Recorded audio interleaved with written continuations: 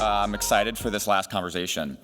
I was having breakfast with Matt Weiner, who's going to join us on stage in a moment this morning, and I sort of observed to Matt that, I've been at Breakthrough for like 12 years, and my sense, especially kind of at this event, is that in that time I have spent relatively less time talking to other deputies, directors of think tanks like myself, and more time talking to nuclear engineers and farmers and Forest Service workers, the sort of folks doing what Jennifer Polka last night called the delivery side of these conversations. And that's sort of what we wanted to do with this second day of eco-modernism. We did a little bit of that with a sort of dedicated conversation about critical minerals, which is something that our team has been focused very dedicatedly on. And we're going to talk about a whole bunch of other stuff in this next conversation. In our prep call a couple weeks ago, I think I was fairly candid and transparent with our panel. I think I was fairly candid and transparent with our panelist that this conversation might be a little bit, as I called it, chaotic, and I'm counting on Sharon to manage that chaos. But really what it is a set of case studies on sort of what industrial policy looks like literally in the ground, what industrializing the landscape means, and what industrial policy means for that context. So I'm very excited about the chaos that we're going to watch unfold on stage in a moment. Please give our panel a warm round of applause.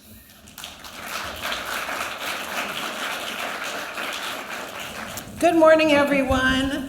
We are the people. We are going to talk about landscapes and getting green energy sorts of concerns out onto landscapes, big landscapes. And that's kind of a little bit how we're different from our friends here in the nuclear business or the mining business, is we're talking about big. And so what's really important when you go across all these landscapes is to deal with community people, communities, people on the land, practitioners, delivery people, all those kinds of people. So when we're developing a policy, how do we involve those people?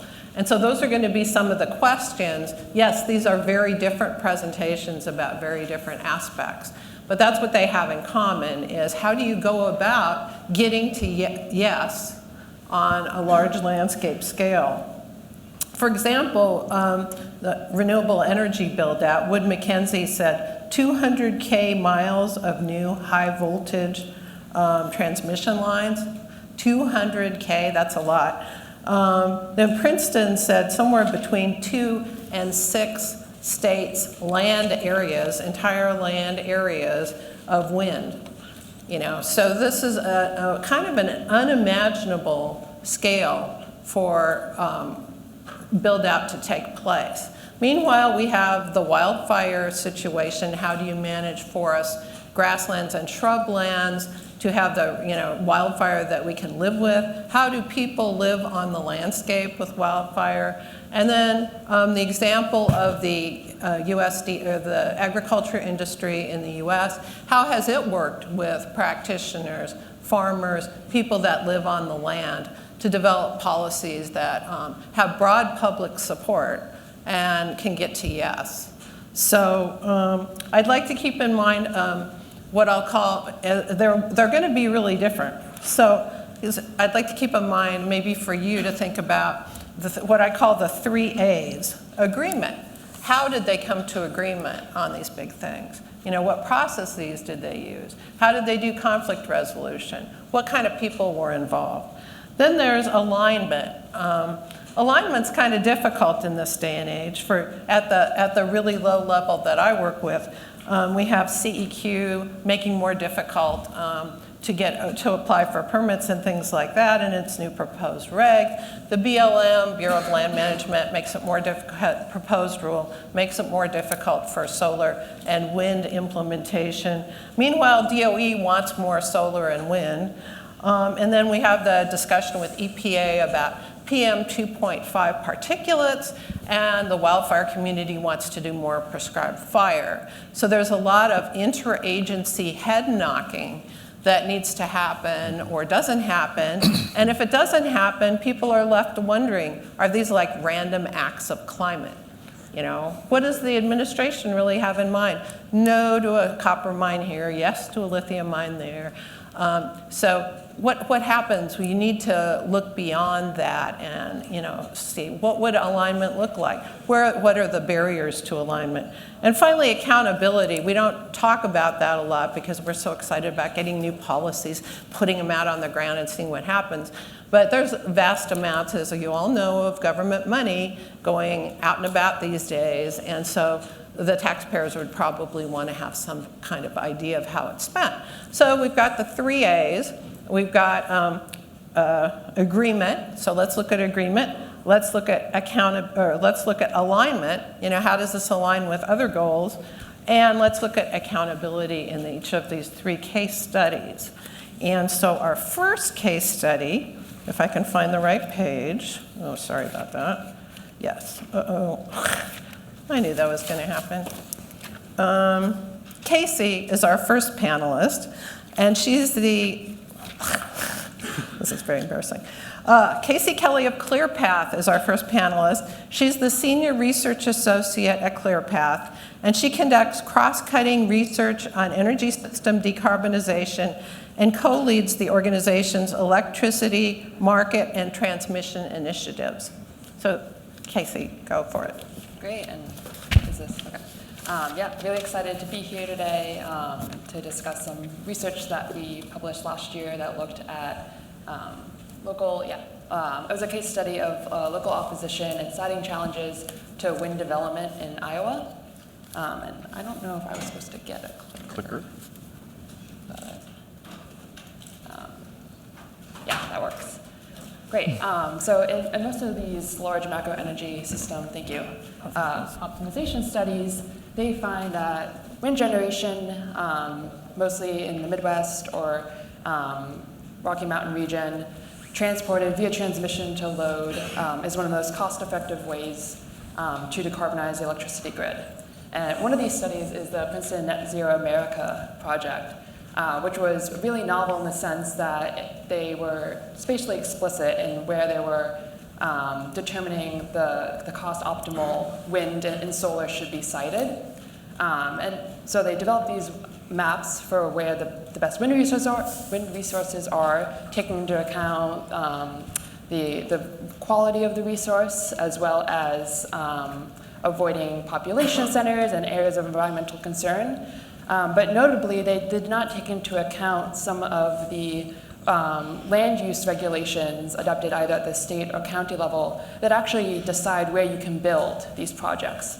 And so our research focused on quantifying the impacts of local siting regulations specifically for wind in Iowa, which is a state that historically has been extremely wind-friendly, a leader in wind capacity in the country, but over time we've noticed more and more opposition to development there. So we use that as a case study in our analysis, and apologies, but how do I work this? Is anybody okay? Okay, this works. Okay, great. So as you can see here, the Princeton University study developed a couple different technological pathways to how to reach a net zero economy by 2050, ranging from 100% renewables, where you do not have nuclear and fossil fuel, all the way to a scenario where you can't build wind and solar at a rate greater than the historical maximum. And as you can see, some of these different technology pathways have very different land use implications, with the 100% renewable being this bottom map and the renewable constrained scenario being on the top. So we take those maps from Princeton, and then we turn to the state of Iowa, where all of the siting regulations for wind are determined at the county level. It varies based on states, but for Iowa, it's at the county level. And so we went through each of the 99 counties in Iowa to identify if they had a wind ordinance, as well as what is in that wind ordinance. And so the purpose of those regulations is to balance community interest and safety with cost-effective wind development. And one of the most important components is the setback distance, or the minimum distance between the turbine and either a residential property, a road, other features in a community. And what we found as we were documenting these ordinances is that setback distance varies and is either a static distance, such as 1,000 feet, or is a multiplier based on the height of the turbine. So a 100-foot turbine must be 110 feet away from a residence. And the implication for this is that if those setback distances are too big, you vastly restrict, or potentially vastly restrict, the availability of land for placing those turbines. Or you could have a setback distance that enables effective or cost-effective wind development. And so what we found in looking at both existing ordinances and historical ordinances in Iowa was that the prevalence of wind ordinances was increasing, as well as the stringency of these wind ordinances. So over time, and you can see this with the red line here, that ordinances were adopting setback distances that were increasingly restrictive to wind development. And in even more recent history in the past couple of years, there's been moratoria on wind development. So complete bans, you can't build anywhere in the county. And while sometimes a county might adopt a temporary ordinance so that they can actually take a pause and think about what they would want in an ordinance, which then could end up enabling wind development, many times we found these to be indefinite moratoria. And as you can see, the prevalence and the stringency very much follows the trend in development in Iowa. And so we looked at these setback rules and used some different heights of turbines based on what's on the market today, what might be coming online in the next couple of years, usually much larger turbines. And we took those and we did a spatial analysis using the Princeton maps to see what the impact on those regulations will be for land availability and wind development. And what we found was that depending on the size of the turbines and your assumptions for the setback requirements, you could lose between 50% to 75% of land for wind development in Iowa. And as turbines get bigger, the setback distances increase, decreasing land availability, as well as the prevalence of ordinances increasing. It further removes land that could be used for wind development. And so this analysis found that net zero pathways that are very much reliable rely on lots and lots of wind generation to decarbonize may not be feasible from a land use perspective when you take into account these local siting restrictions. And so our study was on one state looking at this impact. But just this summer, the National Renewable Energy Laboratory released a study that used our methodology, but across the entire US, and came to similar conclusions that between 75 and 87% of land is no longer available for wind development when you take into account these siting constraints. And most notably, these restrictions are going to change where wind can be developed in the country. And so you can see here on the top right for wind, that because the East Coast is densely populated, lots of roads, buildings, as these setback distances become more prevalent and larger, most of the wind development gets pushed out west, which has two important implications. The first being that wind is even more dependent on the ability to build long-distance transmission to bring that energy to load, as well as the fact that half the West is federal land, and so now that wind and that transmission has a high probability of touching a federal permitting process. And so where does this leave, where do our findings leave us with regards to achieving a net zero economy? First is that it's very important that we maintain an optionality and tech neutrality. A diversified electricity portfolio is the most feasible we've found on a land use availability basis for achieving decarbonization. We also found in doing our research that it's important for policymakers to consider crafting policies that are tailored to supportive communities. And so thinking about having an incentive structure or providing resources to communities that want wind development, and either things such as favorable tax rates for adopting ordinances that enable this development, or having communities access technical or legal assistance to help them inform their ordinance development, or to help them negotiate with developers as a way to improve community autonomy and as well as advance our decarbonization goals. And the third is that we need to reimagine existing infrastructure.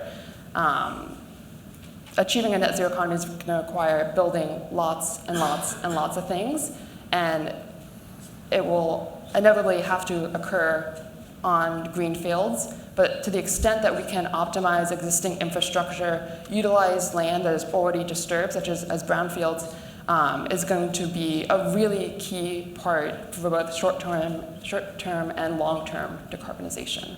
So with that, I'll turn it back to Thank Sharon you and so look forward to the much. conversation. That was great. It reminded me of our previous discussion of mining, only locally.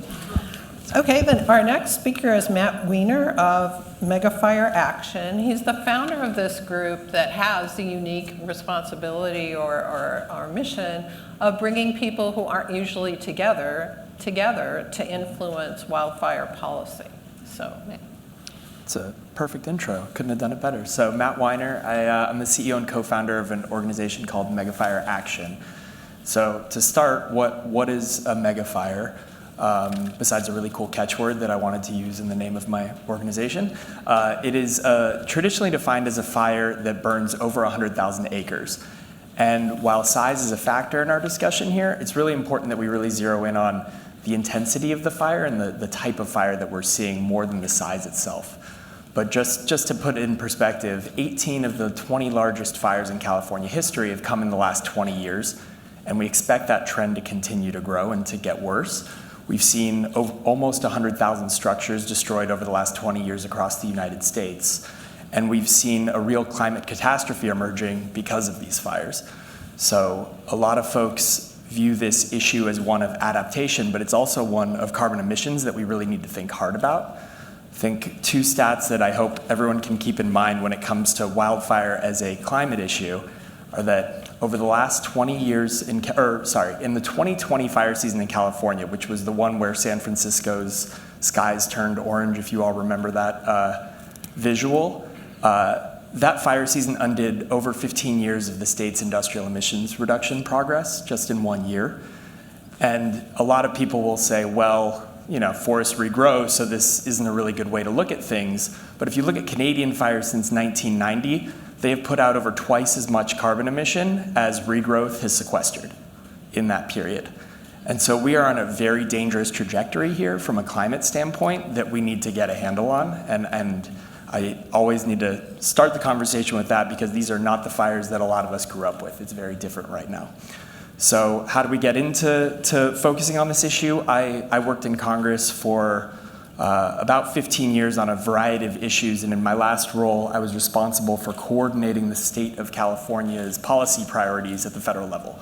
And with each passing year, we saw that this issue was getting bigger and bigger, and that our systems were being overwhelmed by this crisis, and we didn't have an outside advocacy architecture to work with. So eventually, I was in conversations with folks in California and across the West. We decided to launch one, so we launched last September, and have hit the ground running and been engaged at the federal policy level, especially over the last year, engaging with the administration and with members of Congress to talk about solutions.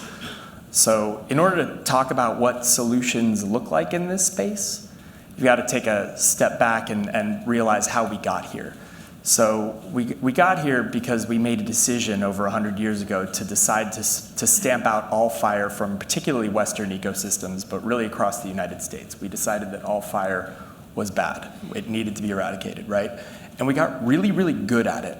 And so when you see these catastrophic fires that we've seen over the last 10 years or so, a lot of people think it's a sign that we have not been good at suppression, but it's actually a sign that we've gotten so good at it that we've left so much fuel out there that no system can really be adequately prepared to deal with what we're seeing right now. And so it's been 100+ years of overgrowth in ecosystems across North America, especially ones that are used to having good low-intensity fire as a critical piece of their ecosystem function, right? And so we've taken that good fire out, and the systems are overwhelmed, and now you throw in climate change and drought, and you've got a recipe for absolute disaster. And that's what we've seen, and that's what we're going to continue to see, absent a really massive intervention. So that's all the negative stuff. The positive stuff is that there's actually pretty broad agreement, to start with the first A. There's pretty broad agreement in the forestry community, among policymakers and emergency managers, about the kinds of things that need to happen to get to get a handle on this problem. And it's important to note that unlike other climate-driven disasters, this is one where we actually have a lot of agency, not just to adapt to, but to proactively address. And so there's growing agreement on a bipartisan basis about the kinds of things that need to happen. And one of the major ones is we really need to bring good natural fire back to ecosystems at scale across North America, right? So we are looking, no matter what, at a future with more fire in the world, but especially in North America. The question is, what kind of fire? Is it going to be catastrophic fire that wipes out ecosystems and creates a climate disaster, or is it going to be good low-intensity fire and we need to find a way to live with it productively? So bringing that back at scale will take a massive industrial scale operation. We've got tens of millions of acres that need to be treated to do it. You can't just put a good fire back on the landscape right now and expect that the fire's not going to turn into a major conflagration, right? So you have to do things that are old school and boring and labor intensive, like go in and remove dead biomass, dead trees, smaller trees that would have been taken out in a natural fire but haven't, because that natural system hasn't taken place over the last couple decades or the last century plus, are overgrown. You need to go in and do that at scale, and there's real hurdles to doing that.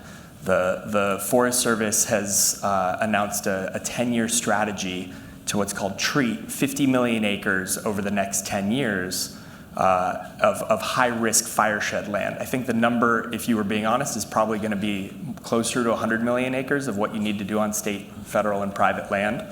But it's a really good starting point. And there was just a report released as a result of the bipartisan infrastructure law last week that highlighted some of the challenges to getting that done.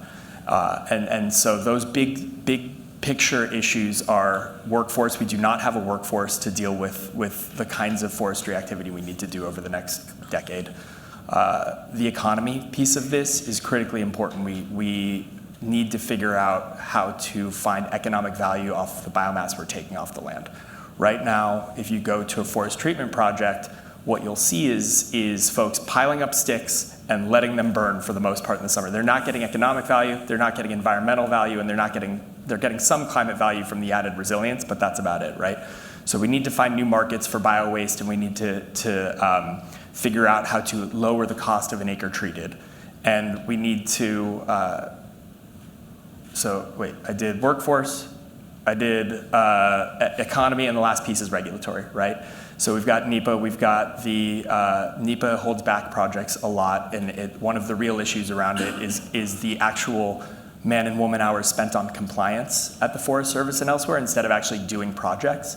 So the staffing has been so geared towards compliance that they really don't have the teams they need to go actually do projects. So even where they've cleared NEPA projects to do work, they haven't been able to get those projects off the ground in a lot of cases. And so finding ways to reduce the amount of time for compliance is really going to be a critical piece of it. I see that I'm well over my time, so I will yield back with that. Thanks. Our final panelist is Alex Smith of our very own Breakthrough. He's the senior food and ag analyst, and he researches and writes about ag innovation and policy. Thank you. I'm going to do something slightly different than a lot of the panelists have done, and I'm going to talk about a much longer history here. I sort of have three main points that I want to cover. The first is that U.S. agricultural policy is one of the oldest and longest running examples of U.S. industrial policy, or at least the policy of industrial growth. The second point is that it might be, in fact, the most successful example of U.S. industrial policy to date, maybe outside of the military. And then the third point I want to make is that agricultural policy provides some, I think at least two, key lessons for the new wave of industrial policy for decarbonization. So I'm going to start with a sort of fast history. In 1862, President Lincoln created the Department of Agriculture, what he called the People's Department. And he also signed into law the Morrill Act, which established land-grant universities and the agricultural research and extension services at those universities. Until 1933, U.S. agricultural policy had three primary focuses: research and development, which included extension, tariff protections and other sort of export supports, and some, but not many, agribusiness regulations. Those were mostly about meat processing. In 1933, that all changed thanks to the passage of the Agricultural Adjustment Act, the New Deal response to the Dust Bowl and the massive drop in agricultural prices stemming from the Great Depression. The Act established a supply management and price support system at USDA, which effectively paid farmers to reduce production to keep crop prices high enough to maintain the farm economy and protect smaller farmers. The Agricultural Adjustment Act was, and its sort of subsequent updates in the years following, was a boon for farmers in the short term. But by the end of World War II, the US ag policy was on pace to face some real internal contradictions. Massive productivity growth, thanks in large part to the public agricultural R&D that has been sort of a central aspect of the USDA policy, meant that supply management practices both had to respond to the vagaries of global agricultural markets and to the ever-growing output per acre coming from US farmers themselves. By the late 1950s, ag policy was in full-on crisis. In 1958, the cost related to the purchase and storage of surplus agricultural goods was the third largest line item on the US federal budget, behind only the military and interest on the national debt. Attempts to fix some of these internal problems by doubling down on supply management and attempting to pay off farmers who would take land out of production backfired, and agricultural policy took on a relatively familiar hue to today. Agricultural payments to farmers in times of crisis, but a general allowance for US producers to produce goods at their own discretion, with a few exceptions, and sell those products in global markets. For 3 more decades, American farmers benefited from supply management programs that kept prices high. But in 1996, Congress passed the FAIR Act, known colloquially as the Freedom to Farm Act, which removed the last vestiges of the New Deal program. You can see some similarities to Nils Gilman's sort of periodization yesterday about industrial policy. And while there's no clean line between, but since 1996, more or less, US ag policy has remained in relative stasis. There's a lot of support for farmers in crisis, there's no limit on farmer production, and there's a lot of innovation sort of support from the USDA and the federal government. And while there's no clean line between the last 160 years of agricultural policy and the industrial policies of today, the federal government approached farm policy with earnest attempts to build an industry that could benefit producers and consumers, while simultaneously advancing that industry through public R&D-led scientific breakthroughs, things that sound a lot like industrial policy. So the second point I want to make, and I can turn to my slides actually now, if they're up there, is that agriculture policy has been successful, not at protecting the small farms that it was sort of set out to do, but at increasing agricultural productivity and rewarding efficiency. Since 1948, agricultural output has more than doubled, while both land and labor inputs have both declined tremendously. This is massive productivity growth in agriculture. This increased productivity has meant decreased prices over time. Perhaps a negative for agricultural producers, something that they sought to protect against, today as in the USDA, but a serious benefit for US consumers. And while agriculture remains the largest user of land in the US, total ag land use declined by 1/5 between 1945 and 2012. Approximately 400 million acres of land went out of agricultural production. That's a little bit less than the size of Alaska, the largest state in the Union. And while the GHG intensity of most US food producers the greenhouse gas intensity of most US produced foods has declined significantly. That is the CO2 equivalent emitted per unit of product. Altogether, these benefits can be directly attributed to increased agricultural yields from the adoption of crucial technologies and practices. But this is mainly from agricultural R&D and other sort of technology adoption. But they were also but not only has our agricultural R&D policy been instrumental in this, so too were some of the agricultural commodity policies that benefited larger producers over smaller ones, which allowed for an increase in the capital intensity of US agriculture.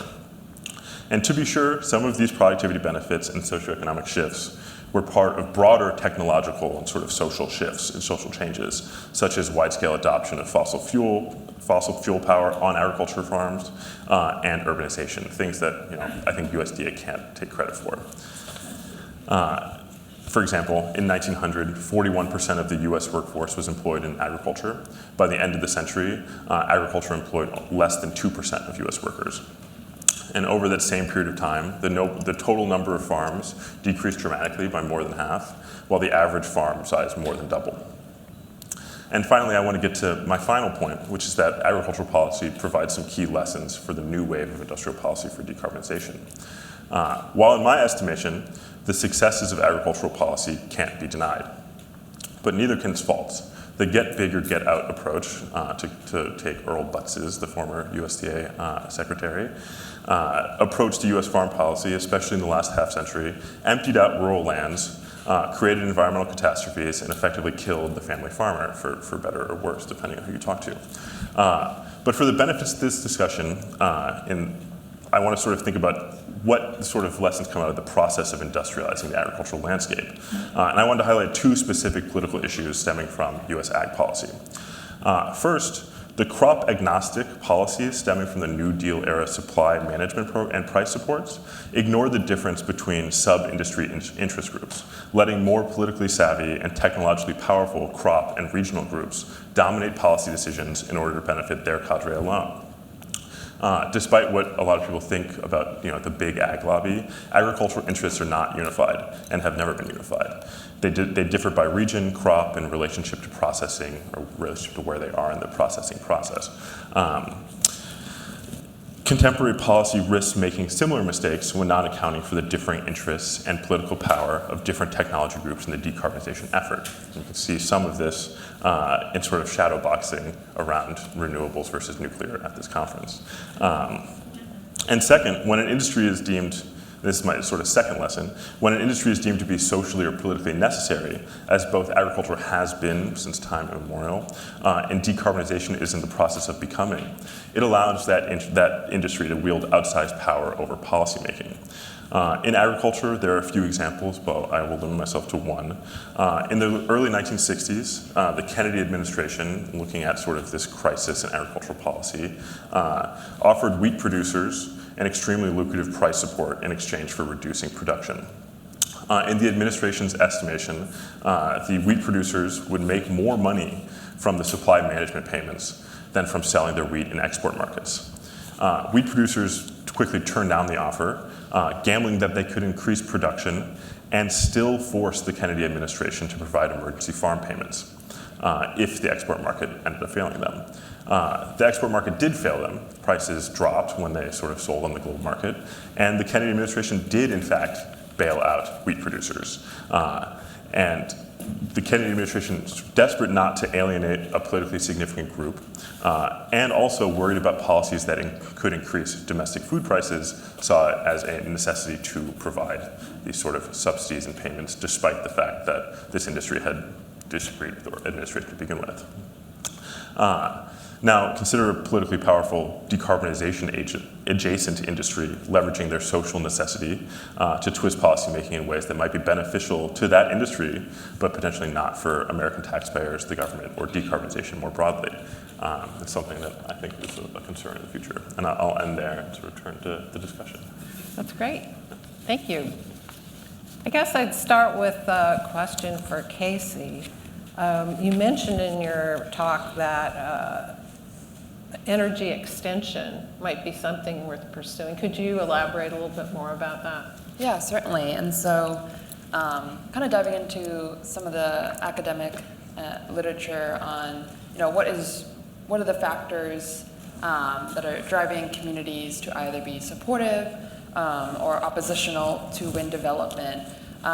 What we found was that the perception of procedural and distributive fairness of the wind development process played a significant role in deciding whether or not the community supported or did not support wind development. And I think one thing to note is historically, when wind developers would go to build a project, they would find an area they wanted to build. They would go to the landowners that they wanted to build their facilities on. They would work with those landowners, develop those deals, get the permits from the county, and then they would build the project. And so that did one thing, which was divide the community between those that had better access and to provide input in the development of the project, as well as they were able to benefit more financially from the project when it was developed. And kind of what was missing in this historical case was that the people who were learning about the wind project were also negotiating with the wind developers. And so what you found was even if wind developers over time tried to be more proactive and engage with the community, they're still negotiating with the people that are educating them on the wind project. And so one thing that has been found is having a trusted party, either such as somebody from like an ag extension program, because much of this wind development is being done in rural communities where they have an existing relationship with an institution that can provide them with technical or legal assistance, so they're not negotiating with the people that are also helping them understand what the benefits and trade-offs are for wind development in their community. And so that's one thing that we identified as a policy solution that could be considered to improve community adoption and acceptance of large-scale infrastructure projects. Yeah, somebody that's trusted. So how do you get to be trusted, do you think, Matt? You probably have some ideas about that. How do you get to be trusted? Yeah, I mean, as an institution or a group that comes in and wants to do something, how do you get to be trusted? Yeah, I think it's hard and it takes time. And if you look at the forestry space, but I think a lot of the other land use conversations we're having here, there's really good reasons that folks don't trust each other in this space. There's really good reason that Republicans who are close to the timber industry don't trust that Democrats are actually going to work in good faith to help open up some of this land. And there's very compelling reasons why folks on the left don't trust the Forest Service to do it responsibly. And so we found that by breaking down into smaller groups in this community of folks who understand that the current balance is going to be bad for everybody and working through it has made progress on identifying solutions. But that trust building needs to extend further along into the actual policy making realm. Obviously, it's slow and it's painful. I mean, when you talk about agriculture, I think you have to think about who's trusting who on a broader scale. I mean, are we talking about producers trusting the USDA, or are we talking about consumers trusting farmers, or consumers trusting the USDA as well? And I think agriculture is crucial for life. All of the food we eat, all the food that we had today came from probably mostly U.S. agriculture, maybe some from other countries. But at the same time, there's almost there's bipartisan sort of anger at U.S. agriculture. You have people on the left who hate sort of industrial production because it does terrible things to the land. You have people on the right who think that seed oils and sort of the contemporary food system is destroying masculinity, and it's like to sort of build trust in that way seems like it's a problem that is.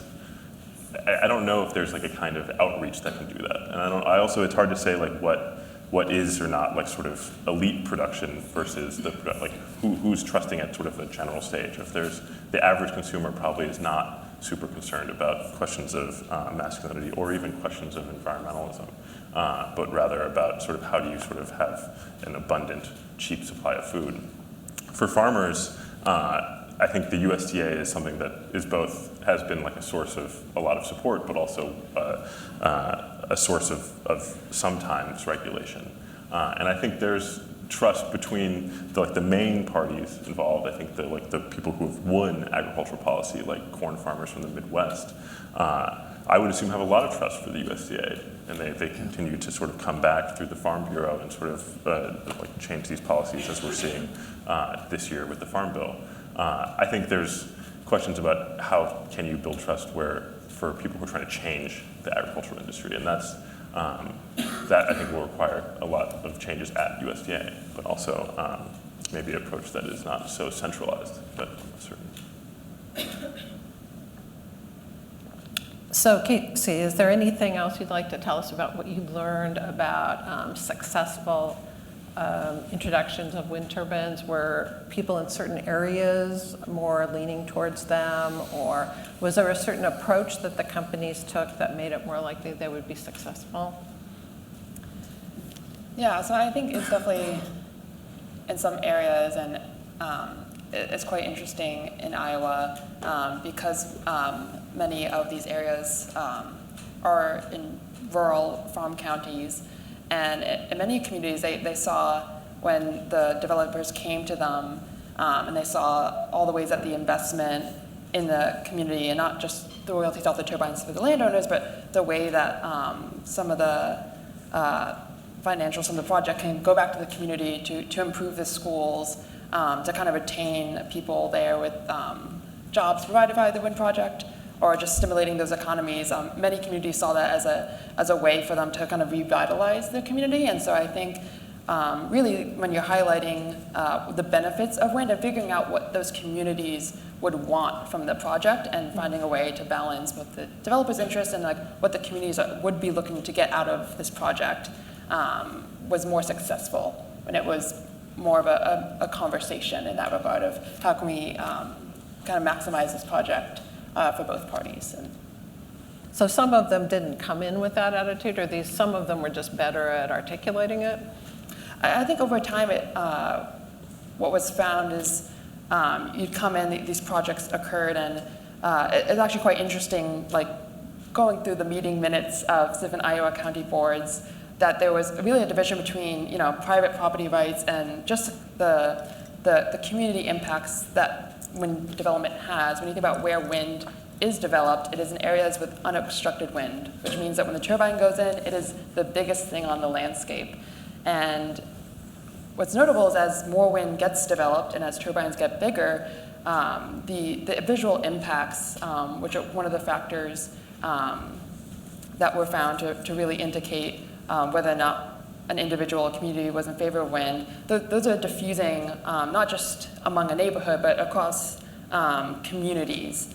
And so you have to think about, as more wind gets developed, as the impacts of the wind and people's visibility of the turbines increases, it really is changing their sense of community, and whether or not they see the turbine as being fitting within their sense of community. And so I think over time, you just have the cumulative and compounding effects of wind development, really pushing it to people feeling left out and that they were not able to provide input. And so I think and we saw this as well, that there was like a turning point in 2017 when development took off. That 4 or 5 year lag we found was one of the most significant predictors of if a county adopted an ordinance and the stringency of that ordinance. So as their neighbors had more turbines, and if the neighbors had an ordinance, it was a predictor of that county adopting one as well. So I think taking into account the diffusive effects of wind just because of its physical impact on the landscape in these communities, it really just pushed this conversation to the fore. Well, if there was imagine an environmental impact statement being done on our energy policy, and they would have to lay out all the alternatives and the cumulative impacts of all the building of whatever, nuclear, whatever combinations that were in the alternatives. That would be sort of traced all the way down. But people it doesn't seem like people have the same public involvement in like general energy policy that they do in like a wind turbine or a wind farm or a fuel treatment project. But your comment about property rights reminded me of some of the Wildland Fire Management Commission that Matt mentioned was a discussion about carrots versus sticks in terms of getting private property owners to do their share of wildfire mitigation. So I wondered if you could talk about that a little bit. Yeah, and I think taking a step back to the trust building conversation where that went, that's relevant to this is, traditionally the communities most impacted by fire, and especially in the forested landscape, they were pretty strong supporters of the kind of industrialization that you need both on the forest management side and also on the back end side for the bioeconomy. That was not where the opposition came from, and you're seeing a real shift now as smoke starts to bring this problem front and center to people who did not really experience it before. And so that has been a really big political change. And so you've got folks living with in some cases, months on end of high smoke pollution who are now demanding more action on this. And I think part of the challenge we have as a community is educating more people about the fact that this problem is solvable, and therefore we have the agency to solve it, and therefore we need to demand that policymakers are doing a lot more to solve it. I think as far as the carrot and the stick conversation on private land, I think it's kind of unfair to use sticks with private landowners in the place that we're in right now, because there's no architecture around the kind of resilience projects we need to do. We need to dramatically lower the cost of what it takes to do each project, and that means creating markets for the biomass we're pulling off and creating a workforce that can go do this. And so until we solve those problems, I think it's really hard to talk about this in terms of punishment. I think we really have to be focused on the stick side and figuring out how to get the economics right. Well, people haven't been very successful. Like Breckenridge had a stick approach for a while, and then they voted it out. So there's that practical. And we've learned that with home hardening too, right? We've tried to set standards, and there's some stuff people love. It tends to be more expensive. You know, they'll be happy to put new vents on or a new roof if they can afford it that would make their home more resilient to fire. But then you tell them to take away the tree that's growing within 5 feet of their home that's going to take the whole thing down no matter how resilient it is, and they all scream and say no. Yeah. So the stick approach is difficult. So what about carrots and sticks in ag policy? What's their history? I mean, there aren't that many sticks anymore. It's mostly carrots, and it has been mostly carrots for a long time. And I mean, as I've sort of made, I think I've sort of argued that these carrots have led to sort of massive benefits in terms of consumer goods. I mean, like, the value for the consumer is very high, and the value for like the majority of American people is very high. And I think this sort of goes back to this question of how do you make property owners do something for the benefit of a large swath of people. And when you're asking farmers to sort of sacrifice production to benefit other farmers, which is sort of what agricultural policy was trying to do for a long time, through supply management at least. Again, it sort of hit up against the sort of vested interests across sort of regions and crops. When you're sort of asking them to do this thing that is beneficial to a lot of people, which is increase productivity, increase efficiency, and maybe not sort of limit themselves in terms of their economic output, although there are arguments to be made that this has sort of limited farm profitability over time. I think it's a lot easier to sort of see carrots being a driver forward for like a positive outcome. And yeah. Okay. Let's see. Well, I can jump off that carrot and stick approach and kind of just highlight what some different states are doing that are facing this growing opposition or those challenges for siting at the county level. So when you look at states like Illinois, New York, New Jersey that have electricity decarbonization goals, or in the case of New Jersey, an offshore wind deployment goal, they've, in the past couple of years, have been adopting new laws at the state level. So, for example, in Illinois, just this year, they passed a law that does not allow counties to ban solar or wind development. Meanwhile, in New York, you have laws passed that confine the timelines for approval for wind projects to 1 year for greenfield development and 6 months for development on disturbed lands, with if a community reaches no decision, it's an automatic approval. And then in the case of New Jersey, you had a law passed that allows an offshore wind developer to appeal a local township's denial of transmission infrastructure that's important for getting that energy offshore onshore. So developers can now appeal that disapproval to the Public Utilities Board in order to get that transmission infrastructure in place. And so, I mean, that's a great example, or three great examples of the stick approach coming into play. And we see that in states that have these decarbonization goals. And then you look to a state like Ohio, and they have sort of taken a different approach where they passed a law actually allowing counties, if they'd like to disallow solar and wind development, which we've seen to kind of take off there is counties passing those bans. And then you have a state like Indiana, which is very much taking a carrot approach, where they passed a law that allows counties to identify themselves as development ready by adopting permissive ordinances for wind or solar development. And the law will tie that to an incentive for the community, although the funding source has not been identified yet. And then kind of going back to the building trust, Hawaii's taken a really interesting approach that seems quite effective in that they are identifying people in communities to kind of volunteer to be that mediator and be a proponent within the community, advocating for the community for renewable energy. So really being proactive, and instead of bringing someone externally to the community to provide input, like having people in the community who care about development for renewable energy to kind of volunteer to play that role. And so I think it's really interesting as we see these setting challenges occur in different areas, the adoption of different types of approaches. No, absolutely, which is a great question for the other folks. Is federalism, states as the laboratories of democracy. What interesting things in each of your two areas have states experimented with? I'm happy to dive in. We've seen a lot of states that are starting to invest a lot more time and effort in this problem. I think California is furthest ahead, both because they've seen the brunt of the crisis in a lot of ways earlier on, and because they have the resources to invest. But you've seen California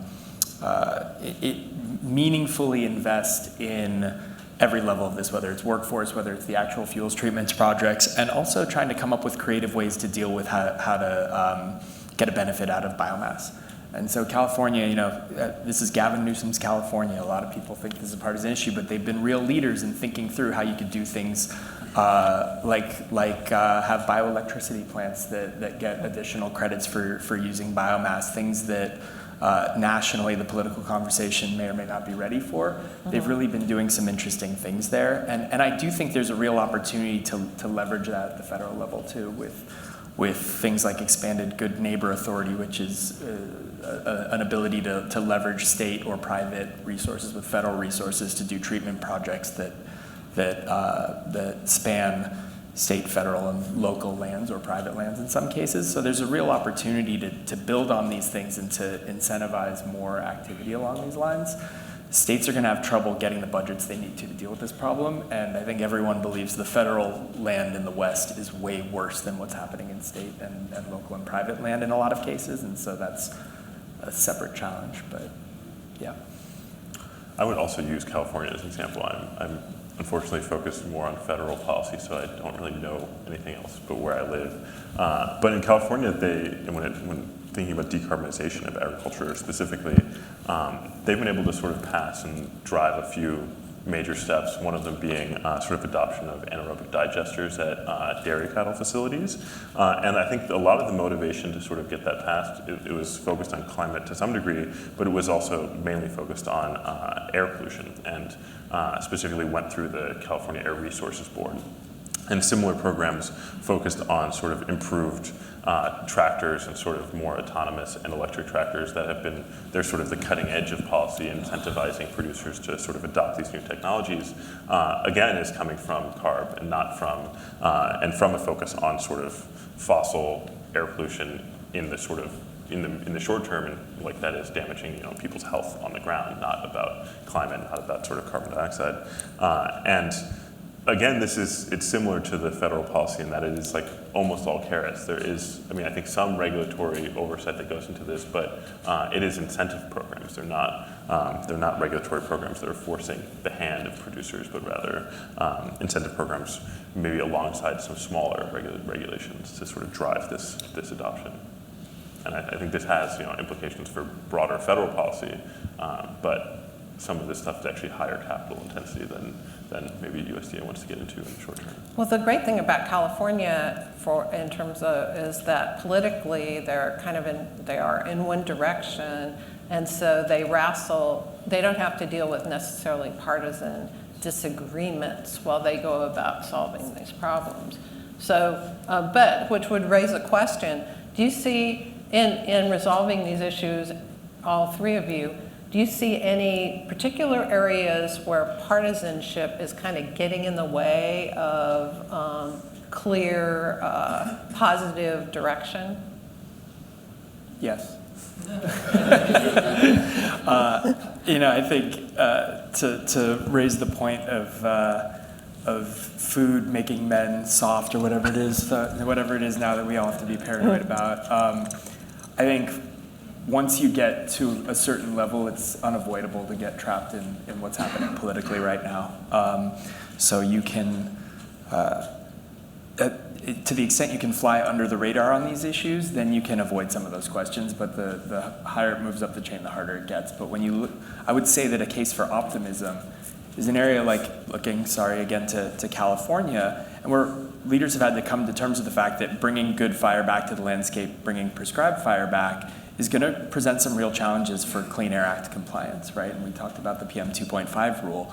But they've realized we need to make this work because they've lived with the fact that the fastest growing source of PM 2.5 emissions is wildfires.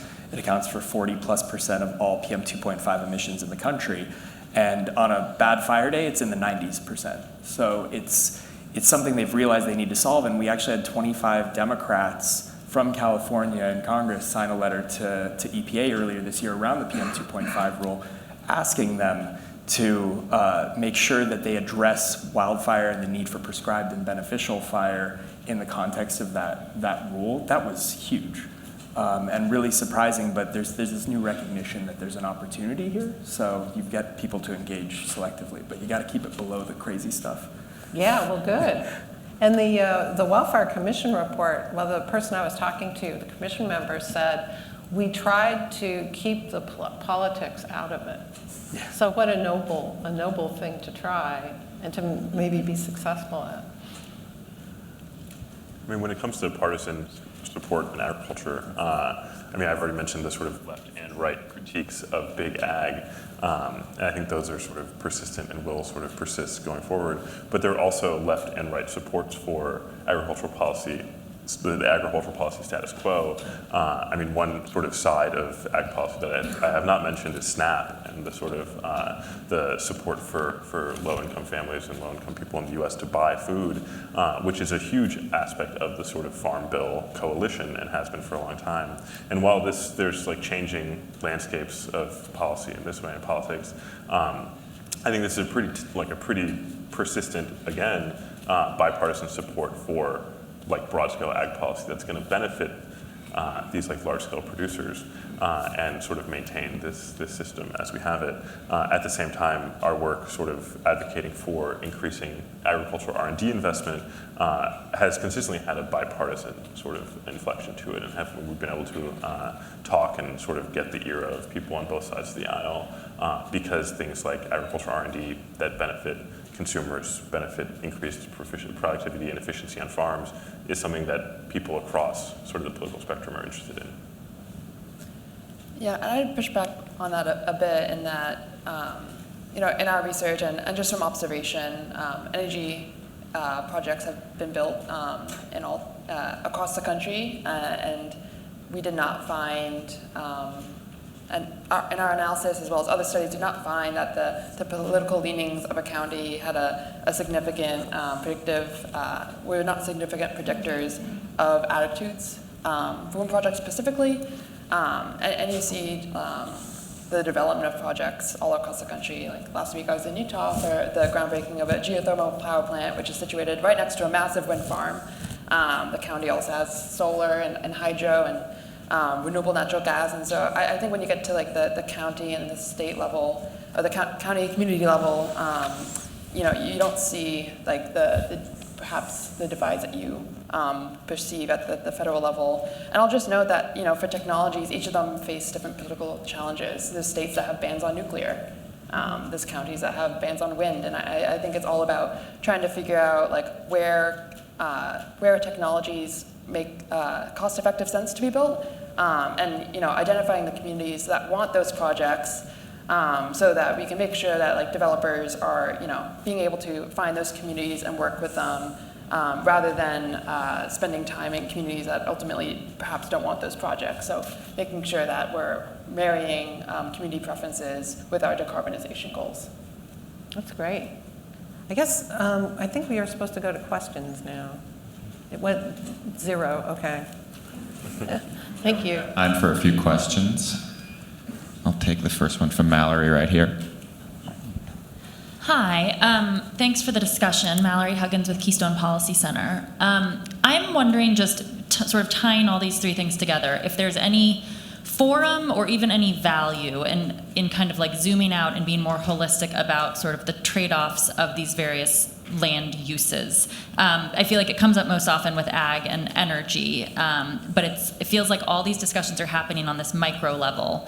And is there any way for us to consider sort of those trade-offs on a more macro level? Or is that just kind of hopelessly naive because we have 50 states and that's not how it works?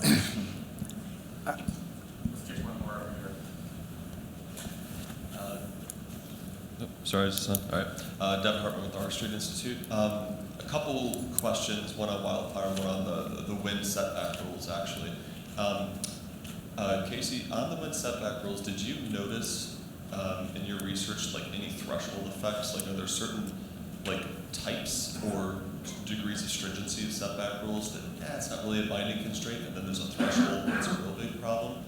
And then just thinking about sort of like reforms going forward and those political constraints. And then on the wildfire side also, how do you see the role of insurance markets playing in? Because this is a giant risk management problem, and a lot of times, if your homeowner's insurance, so if the tree is 5 feet in front of your house, does that factor into your home insurance price premium? How are those markets effectively, how can they be improved to better drive good risk management decisions?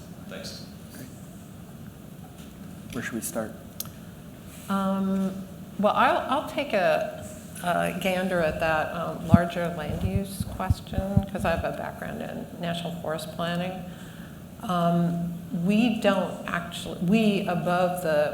Looking at private lands and public lands together, I don't believe that there are any mechanisms in place. There is land use planning maybe at the county level. There is, yes, there is. And there's federal land management planning through national forest management plans and resource management plans for the BLM. But above that, there's no real structure. It might be interesting, like I said before, to do an environmental impact statement on the whole enchilada, and actually put the sites down, kind of like in the mining discussion, where are we going to get the minerals from? Let's count them up and see if they're actually there. I think people have attempted to do that. I think somebody at TNC actually attempted to do that with mapping potential energy places. But I don't know what the results are, or if that agrees with anybody else's potential mapping. I would just add that I at least within the forestry and the fire space, there's a real interest, and some states are trying to look at this, and some insurers are trying to look at this, and getting a holistic risk picture, so that a lot of our activities are best informed by what an actual risk buy down is. It doesn't necessarily cross-cut with the other industries here, but I think that that's inevitably where we're going to have to go, so that we can evaluate the progress of, or lack thereof, of what we're doing. And it fits into, if you do things like that, unfortunately, previous people who have tried to do it, priorities mean priorities for money, which causes sort of political drama into the situation. So, but that's a great question, I think. Yeah, I'd like to jump off that and just note that, decarbonizing, reaching net zero by 2050 is technologically feasible, it's economically achievable, but it is procedurally impossible with the current permitting regime. And so I think because we have this ability to look and plan for the future, should we be identifying areas from the outset, understanding what the concerns could be environmentally, and essentially pre-clearing or just identifying those areas for a different streamlined permitting approach, because we can programmatically review them ahead of time proactively. And then what are the technologies that we see going there?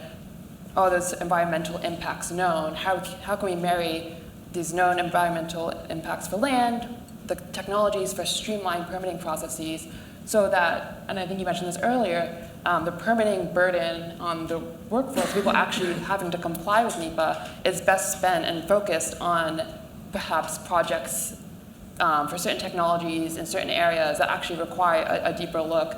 Because when we think about scale and pace, it's not possible right now. We need to be thinking more proactively and really prioritizing time and resources so that we can effectively and with all these considerations in place, build and actually achieve net zero. And to be fair, the Bureau of Land Management actually has, in California, a solar thing that they did to figure out that solar is good in this particular place. And they've done that elsewhere too. They have some programmatic discussions about that, but that doesn't really slop over onto private land management either. I think to your question as well, I mean, I think it sort of complicates it more and doesn't answer it at all. But when you're thinking about ag land use, I think you have to sort of even go above the national level and think about global ag land use, because everything is traded on a global market. When you start thinking about reducing U.S. agricultural supply through reducing U.S. agricultural land use, maybe replacing that with whatever we're talking about in terms of wind or solar, et cetera, you end up sort of, you're taking away the most efficient producer in a lot of cases, and then trying to replace that sort of supply with less efficient producers elsewhere in the world, which puts a lot of strain on natural resources, but also puts a lot of strain on things like forests elsewhere, and it's like a driver of deforestation. There's all these leakage issues in that sense. So yeah, I think that we may, if we want to talk about land use in like a broad sense, we may need to be even broader than just the national level. And I'll tackle Devin's question on thresholds for setbacks. In doing this, we did, talking to developers and just other people in this space, identified particularly, and this will vary by jurisdiction, right? Because you think about the building and road landscapes are going to be very different in Iowa versus New York versus maybe another geography. But it was about 1,500 to 1,600 feet setback distance was the upper limit. And so sometimes counties would adopt setbacks that was static, right? And maybe they were like 12,000 feet, and then they would adopt maybe a multiplier. So they say it's the maximum of either 12,000 feet or let's say 3 times the height of a turbine. Well, now when we think about turbines getting bigger, counties might be inadvertently preventing development because they enacted this ordinance at a time when 3 times the turbine height was feasible, and now those turbines are much larger. And so those were also some of the dynamics we saw that as technology advancements occur, sometimes these setbacks can inadvertently prevent development. But then I think a fun case study is Nebraska, where counties cannot explicitly ban wind or solar, and they'll adopt a mile setback or some extravagant number as a clear indication that we do not want development. But yeah, the setback distances, there is that threshold. And as far as insurance, it's huge to all of this, and could be potentially one of the best drivers, both at the landscape scale and at the home hardening scale. I think the biggest key is for insurance regulators at the state level to realize they're going to have to show some courage and allow insurers to raise rates, because they can't meaningfully lower rates enough to incentivize the kinds of behaviors we want to see without being able to raise them. And we just saw a massive change on that front in California last week, actually, where the insurance commissioner allowed some additional flexibility there.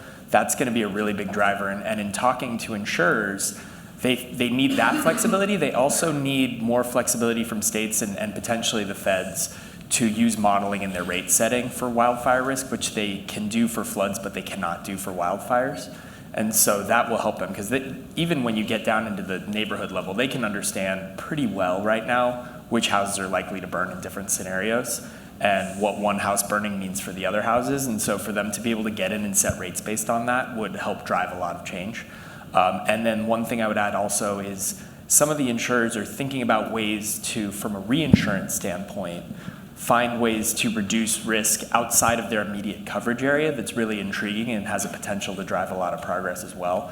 So we're seeing insurers who realize that if they can lower systemic risk in a broader territory by doing land treatment projects outside of where they're immediately covering homes, that maybe they can get a reinsurer to believe that they're less likely to face a catastrophic risk. And so I think that building on that model as well has the potential to drive a ton of change here in the private sector and beyond.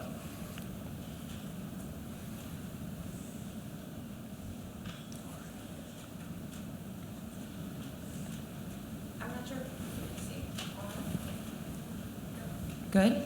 Okay, hi. I'm Ariane DeBremen. I'm with the Global Land Program, so I'm just going to talk a little bit. Yeah, but I want to make some comments too. So I felt like three conversations were going on, and I loved the setup of this talk, the challenge of trying to kind of think about how we could have this type of integration and policy coherence across sectors.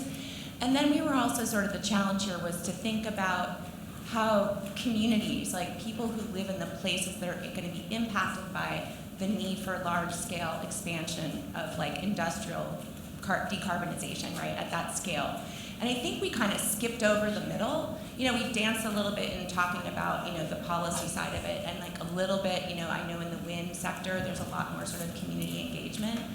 But I missed in the fire, like sort of the, you know, the fact that, and it is on your website, you know, that like indigenous practices in fire management. And so I guess what I think, so for one, speaking from the global perspective, just FYI, there's a whole community of scientists that work on really looking at the competing claims on land between food security, climate change, and biodiversity conservation. So like there is a lot of work on that. And just as an example, like a recent report, you know, called the Land Gap Report, looked at all the global commitments for carbon sequestration on landscapes by governments. That is equal to the global cropland area currently that's feeding all of us. So like the kinds of competing claims we have are not to be taken lightly. I guess what I would say just as a parting thing, which would be, is super complicated, and the hardest part of all of that is that, and especially in our politics and the sort of